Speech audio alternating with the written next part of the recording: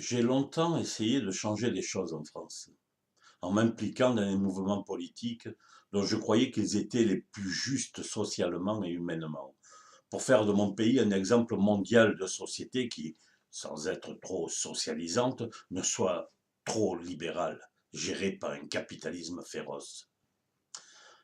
Après de durs combats, je me suis aperçu que l'oligarchie de la finance était seule maîtresse du jeu et que la seule force était de détenir l'argent et les médias. Les gens votent pour la vedette qui passe le plus à la télévision.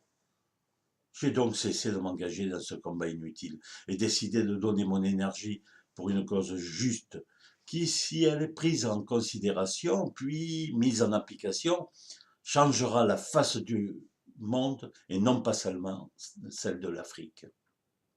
Aidez-moi à faire la promotion de cette initiative qui ne demande que de la solidarité et du bon sens. Je l'ai intitulé Demain l'Afrique. Moi, monsieur, j'ai fait l'Afrique, au temps béni des colonies. Quel bonheur, quelle satisfaction d'avoir pu diriger et manipuler des hommes et des femmes soumis au pouvoir colonial sans possibilité de se rebeller, sinon gare. Ça, c'était avant. Mais depuis les années 60, le monde a changé. Fini les colons, fini les maîtres blancs. Peuple d'Afrique, reprend ta destinée en main. Ils l'ont fait. Un grand espoir baignait le continent de bonheur. Désormais, l'Afrique allait jouer dans le combat des nations, dans le concert des nations. Mais les dés étaient pipés. Les chefs d'État mis en place à cette époque étaient les instruments des anciens colonisateurs. Sous le sceau des républiques naissantes, beaucoup de dirigeants se sont enrichis. Ceux qui avaient l'intention de partager avec le peuple ont vite été éliminés. Paix à toi, Lumumba. Que reste-t-il de ce continent à la dérive, qui aura doublé sa population dans 30 ans? Une terre riche où règne la misère.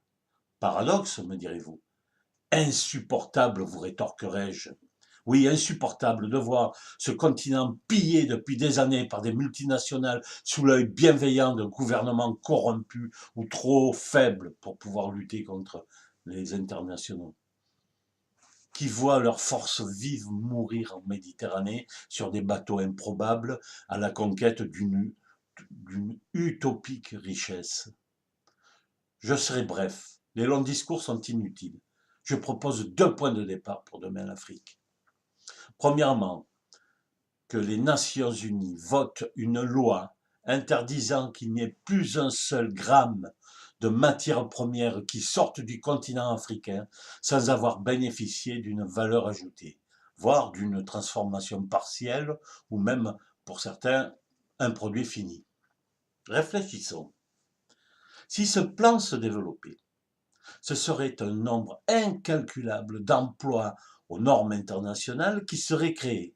Donc un enrichissement colossal de la population. Et qui dit enrichissement dit client potentiel. Donc calcul gagnant-gagnant. Pour les Africains qui sortiraient une part importante de leur population d'une misère endémique, ces gens deviendraient des clients potentiels des pays du Nord pour des produits de haute technologie, en attendant qu'ils les produisent eux-mêmes.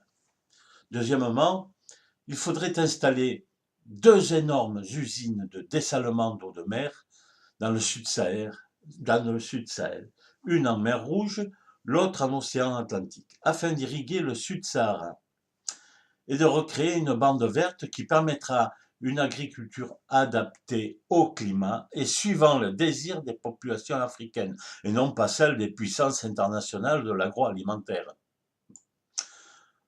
Vous savez que le Sud-Sahara est baigné de lumière, qui parfois est destructrice pour la végétation. Dans ce cas-ci, la lumière nous fournira l'énergie pour alimenter nos usines et toutes les pompes qui relayeront cette eau bienfaitrice. J'ai vu la misère africaine tendre la main à leurs compatriotes riches leurs compatriotes riches qui les regardaient avec mépris. C'est cela qui m'a révolté, donner l'idée d'un grand mouvement pour sauver l'Afrique d'une exploitation sauvage et permettre aux Africains de gagner enfin leur vie dignement, même s'ils ne deviennent pas tous riches.